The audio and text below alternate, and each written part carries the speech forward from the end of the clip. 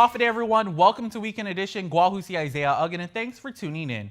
It was back in March of this year when an anonymous tip was called into Senator Joanne Brown's office alleging certain personnel from the Guam Fire Department were clocking in for hours they were not working. The issue was once again brought up during Tuesday's budget hearing. Jonah Gonçalves has this report. It does occur, unfortunately, in government agencies. Senator Joanne Brown is referring to personnel falsifying timesheets regarding overtime. According to the complaint, Guam Fire Department personnel were allegedly working hours they are not entitled to, with firefighters who had been assigned to work administrative duties receiving overtime compensation for hours they were not working. Speaking to Fire Chief Dan Stone, Brown said it's been a long-standing allegation that plagues GFD. And I wanted to get your official public response with regards to that, because the concern was raised, and again, Chief, this comes from your side of the aisle. I don't work at the Guam Fire Department. We don't. We're not there to see who's following their hours and who is not, but certainly ultimately that decision and responsibility lies with you. They are working their hours. If there are any complaints or allegations of misuse or abuse, I would encourage anybody to go ahead and bring that up to us, and specifically bring it to my staff assistance office, which handles those types of complaints, accusations, or concerns. And we will investigate it to the fullest extent. Are you checking? Because I ended up finding out employees were claiming hours that they weren't working, because I went and checked in the evenings and the weekends because things weren't adding up to me. And it's unfortunate that it happens, but it does happen. I'd like to think it doesn't happen at the Guam Fire Department. She adds that the law is very clear as to who is entitled to these hours. The intent was never for administrative personnel to be put in the same line of compensation. Senator Brown continued to press the fire chief. How are you looking internally within your operations to ensure that this is not an issue? I mean, how are your administrative people working how many hours a day, 5 days a week, to address those hours? And why is there so much need for administrative oversight when the real work is actually out in the fire department, out in the community? Chief Stone said that if there are those in the department who feel that is the case, he invites them to come up to the headquarters and try to work the administrative hours. While those at the fire stations, they come in, they do their 24-hour shifts. Not all of that is productive time, in that they have those rest periods and they're allowed to be able to sleep, basically. Whereas those that are administrative are working those all those hours. And not only that, they also carry those work hours to home, because the way I'm able to verify that is through their work, the work product. I don't know how many people who work in the admin side are working for 8 full hours and going home working another 3 or 4 hours every single night. I don't believe that. Ultimately, he says, if somebody has knowledge, information, evidence to the contrary, then I would encourage them to come up, because if that's happening, I want to know about it. Reporting for Guam's News Network, I'm Jonah Gonçalves. 115,000? Yes, sir. Okay. Chief of Police Stephen Ignacio says the administrative investigation into the follow-up Jerry Kitchen case is still ongoing. It was about 3 weeks ago when a magistrate complaint came down against 30-year-old Nikita Uggan, which revealed that drunk driving was a factor in the crash. This came after GPD reopened the case with assistance from the Office of the Attorney General. As we reported, it was on February 25th when the Tamuning restaurant was slammed into and destroyed by a red Jeep. Uggan was allegedly behind the wheel, and the passengers, to include an off-duty cop, are also believed to have been heavily drinking. The responding officer did not conduct a field sobriety test and issued an imprudent driving citation, and the case was closed. To this day, GPD assures the community it was not a cover-up. I said that we would open up an investigation, and if we uncovered anything that we felt that needed to move along further, we would. And that's exactly what played out. I sent the Highway Patrol guys. We went and we uncovered evidence that led to this DUI complaint being filed. And so, we're not here. We're not covering up anything. We're being forthright with the public. I said I looked into it. I didn't see anything in the beginning, but as time developed and time went on, we found what the evidence that we needed to determine that there was a alleged drunk driver behind the wheel. Uggan faces DWI charges. Due to personnel, Ignacio did not say whether any officers had been placed on administrative leave pending the administrative investigation. In other news, 21-year-old Emilio Trey Borja was arrested and charged with 2 counts of aggravated assault and 2 counts of family violence all as third-degree felonies and all with a special allegation of possession and use of a deadly weapon in the commission of a felony. According to a magistrate's complaint on June 8th, police responded to a disturbance in Inarajan, where a teen victim alleged Borja had punched him several times in the mouth and back of the head. Another victim tried to hold Borja down when Borja allegedly pulled out a knife. That victim sustained an injury to his leg. During an interview, Borja told police he pulled the knife out from his pocket and told one victim to let him go so he could stab the other victim. In other criminal news, 32-year-old Diane Margaret Taba Maccabee was arrested and charged with family violence as a third-degree felony with a special allegation of possession and use of a deadly weapon in the commission of a felony.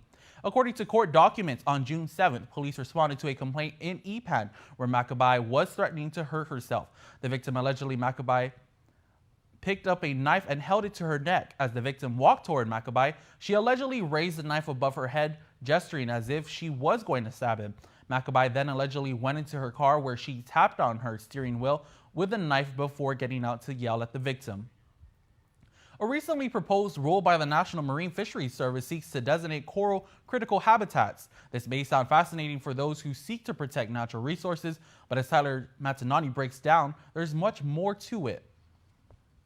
The island's lawmakers and the Guam Department of Agriculture submitted comments in response to the National Oceanic and Atmospheric Administration, or NOAA, National Marine Fisheries Service, NIMS, proposed rule to designate coral critical habitat around all of Guam's territorial waters. Critical habitat was created by Congress to protect identified endangered species.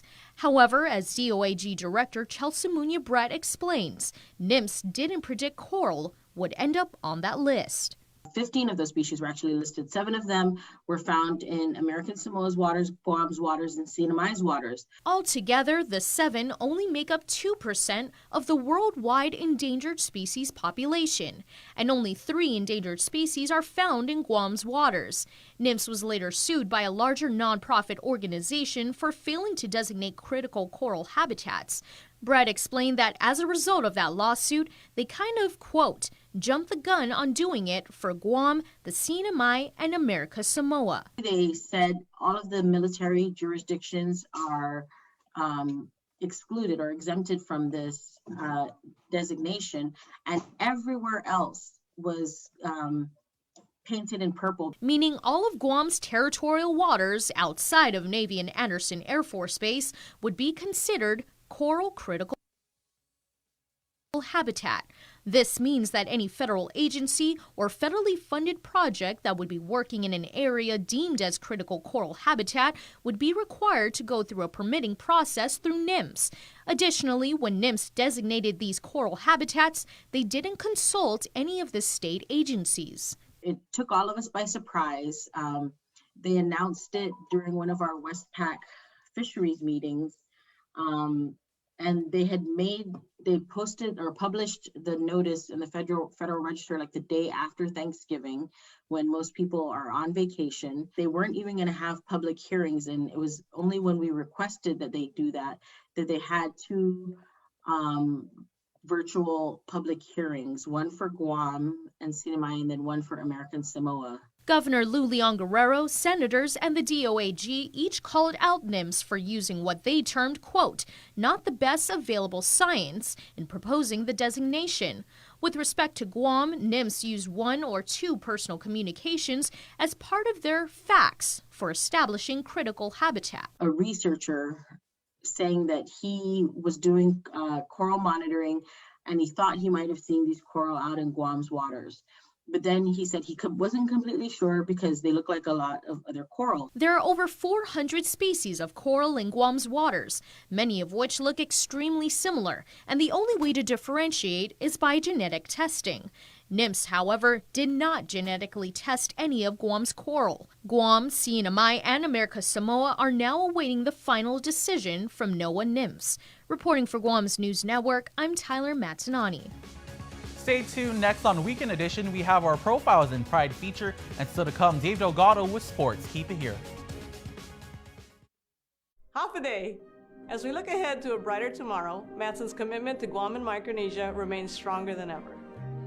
While the world around us is ever changing, what remains unchanged is our commitment to you, our customers, and the island communities we serve. Shipping is what we do best, and serving our community is at the heart of everything we do. But we don't do it alone. This is why we support organizations that make caring for the people and the environment a top priority. We know that many count on Matson's lifeline services in the Pacific, and that's why we continue to work hard to ensure that our shipments remain on time all the time. Matson recently added another Aloha-class vessel to our schedule. We now have 2 of Matson's largest and fastest ships serving Guam from the U.S. West Coast and Hawaii. With our new state-of-the-art vessels, we stand ready to support the region's economic recovery. Thank you for the privilege of serving you for the last 25 years, and you can count on Matson to be here for the next 25 years and beyond. KUAM News, in partnership with the Guam Visitors Bureau, brings you the Guam Safe and WTTC Safe Travel Certified Program Showcase. Look out for this powerful symbol for visitors, island residents, and industry workers alike, as it represents establishments with a consistent global commitment to safety practices. Stamped with approval by the Guam Visitors Bureau and the World Travel Tourism Council. Every Monday on KUAM News will feature a different local business who's taken the Safe Guam and Safe Travels pledge to maintain health and safety standards to get Guam back on track. Log on to visitguam.com to see how your business can receive the designation, what businesses in our community are Guam Safe certified, and have the WTTC Safe Travel certified. Welcome back. It's Pride Month, and throughout June on our digital platforms, we'll be featuring profiles in Pride, highlighting incredible individuals in the LGBTQ community. Up first, we introduce you to Adrian Diaz.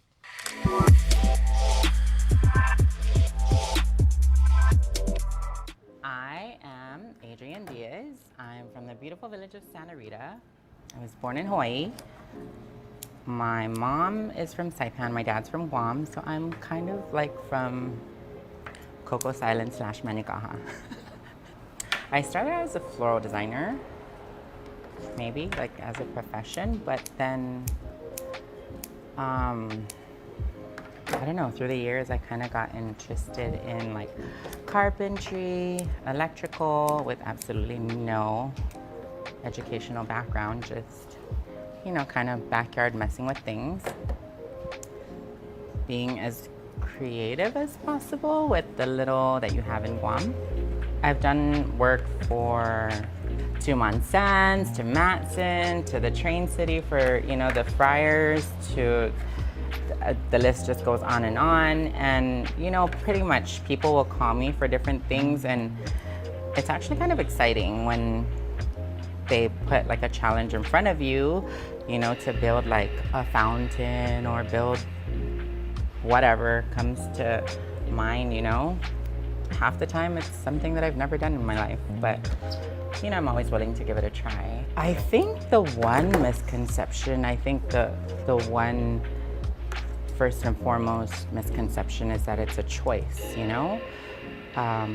One thing I always have to explain to people is that nobody would choose to live a difficult life when there's an easier path elsewhere.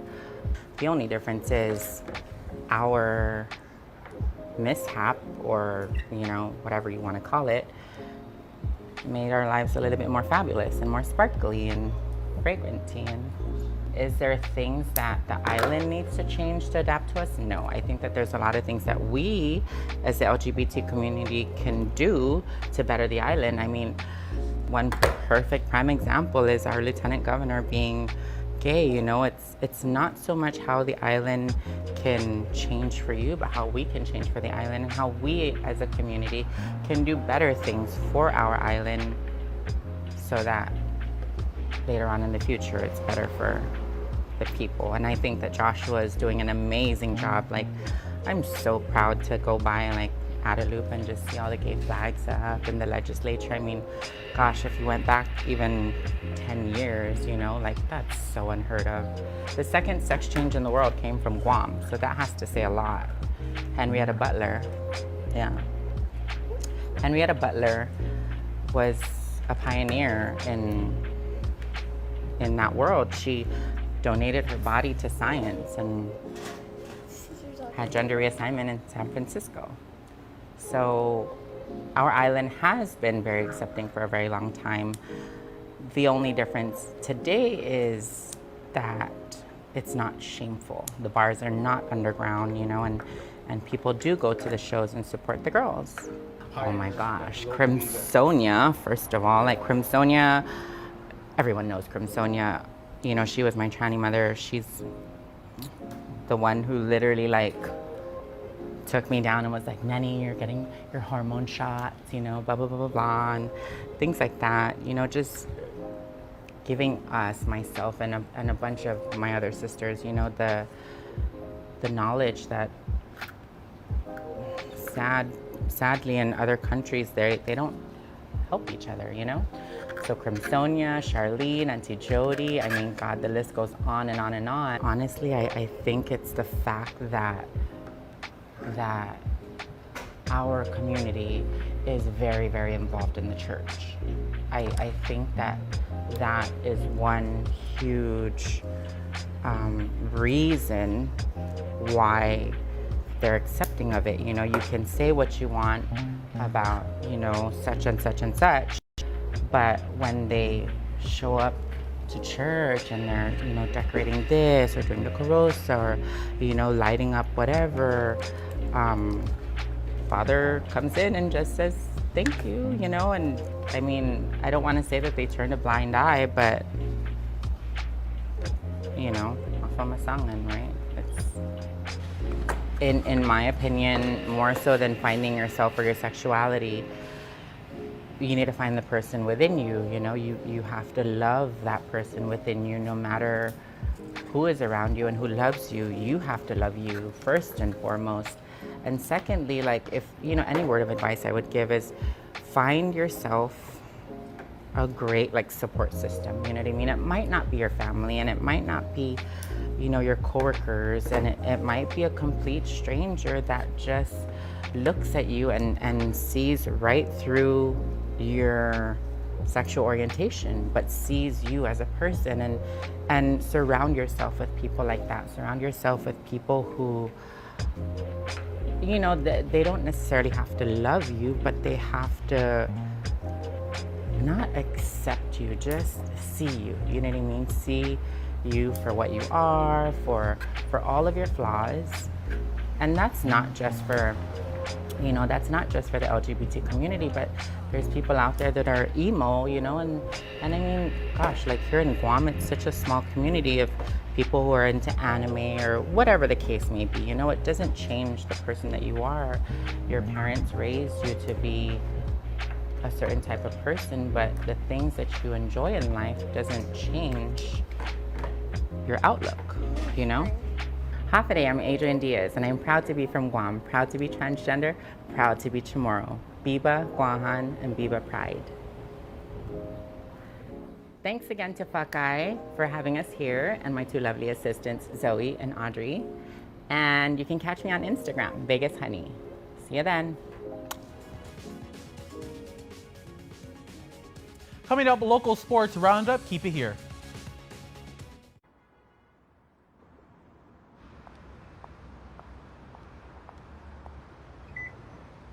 I'm gonna take these chains that have been holding me.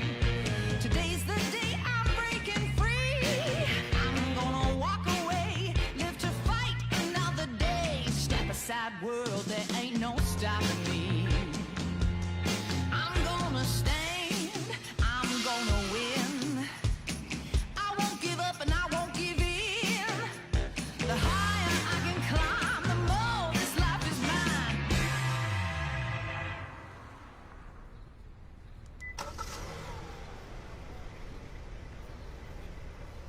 Step aside, world, there ain't no stopping me. You'll see me blaze a trail to the Milky Way. I told you, world, there ain't no stopping me. Step aside, world, there ain't no stopping me. KUAM Sports is brought to you by Docomo Pacific. Better together.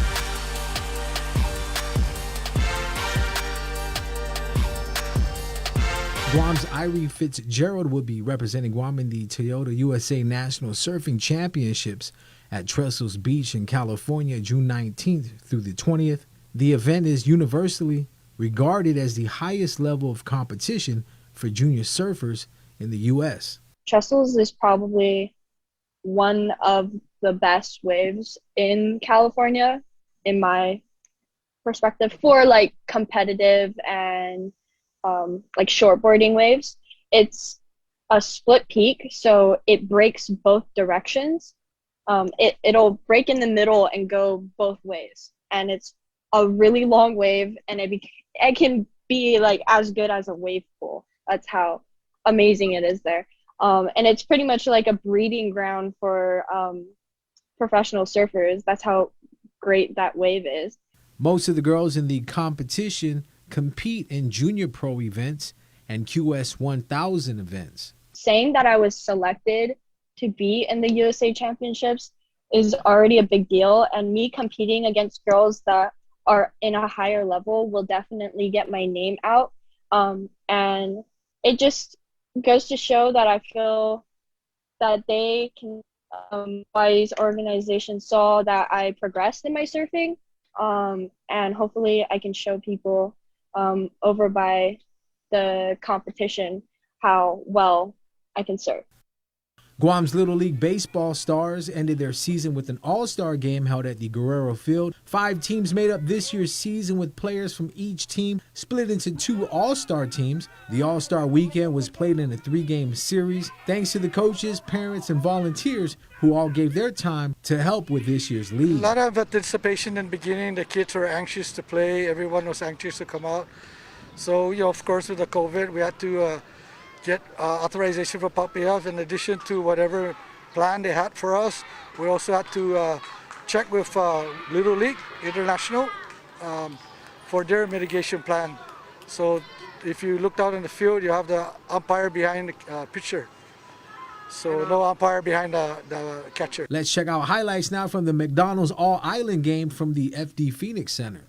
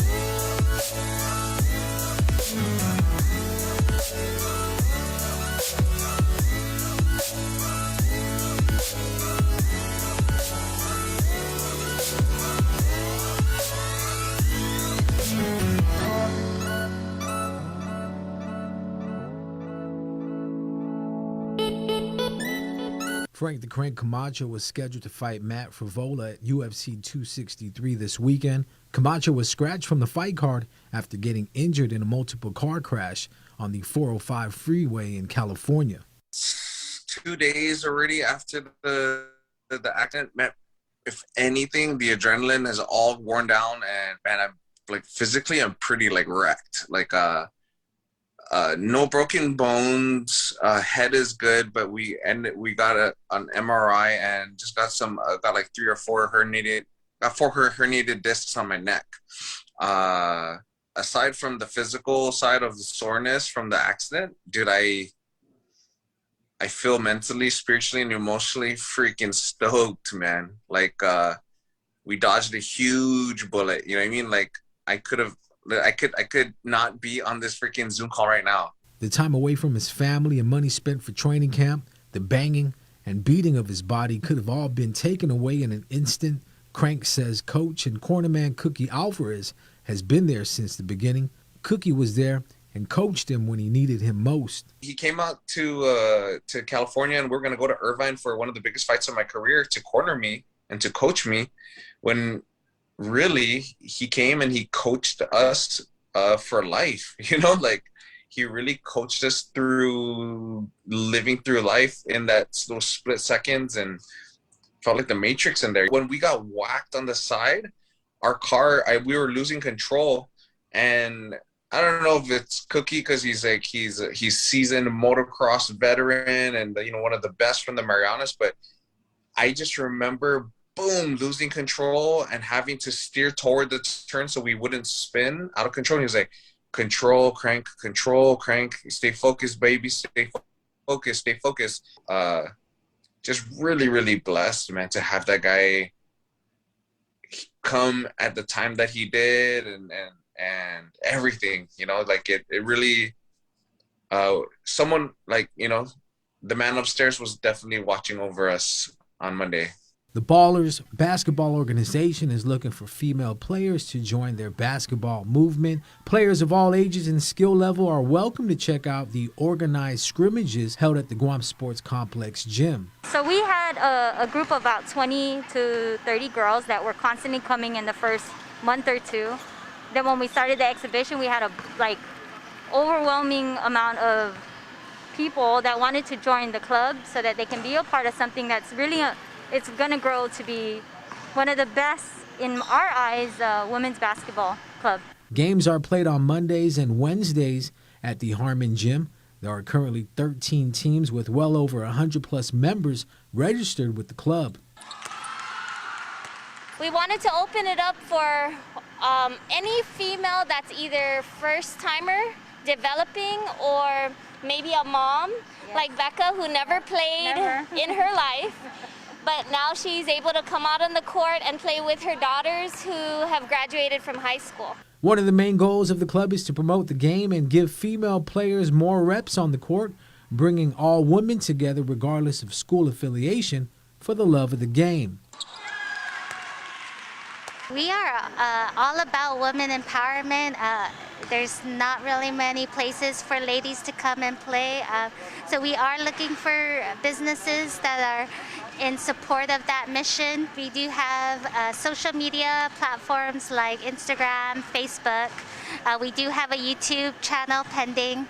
We also have a website that you can reach out to us on, ballersguam.com. There are 4 games held on Mondays and Wednesdays. Games are played with 12-minute running halves. Teams must also have an alumni and adult on each squad. Our big mission was how can we grow the female community for basketball, for the sport, and get more females to come out and support each other.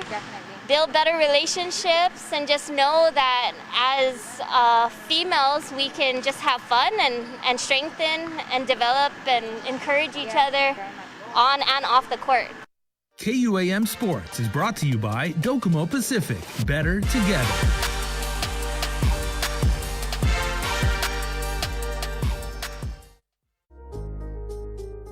Social distancing may be the new norm, but connection will always be our tradition.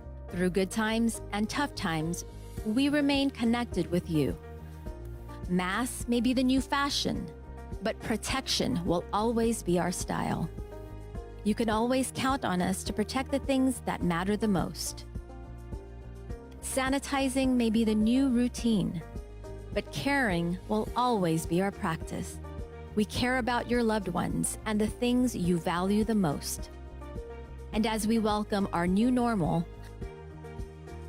one thing remains certain: we will always be here for you. We're open and ready to serve you. Calvo's Insurance, a legacy of trust.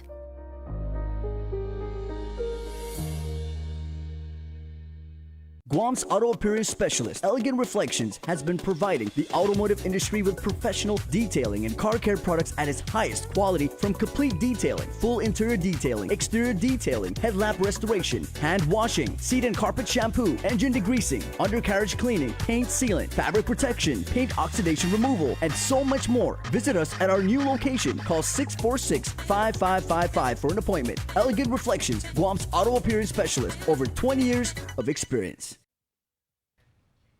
And before we close out the news tonight, our latest round of birthday shout-outs from the Cold Stone Creamery Birthday Club.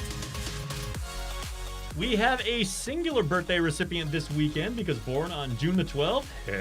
Happy birthday to Martin Jude Borja, who has the limelight, the spotlight, all to himself on this edition of the Birthday Club. Happy birthday, Martin, aka Marty B, from your family all on Guam. We love and miss you, they say. And even though you're our only birthday recipient, we hope you celebrate with friends and family. Have a great, safe weekend, and happy birthday once again from all of us at KUAM. Remember, you could be a part of the Cold Stone Creamery Birthday Club by registering online at KUAM.com. Please make sure to include with your photo your name and birth date. That's all the time we have from KUAM News. Thanks for watching. Good night.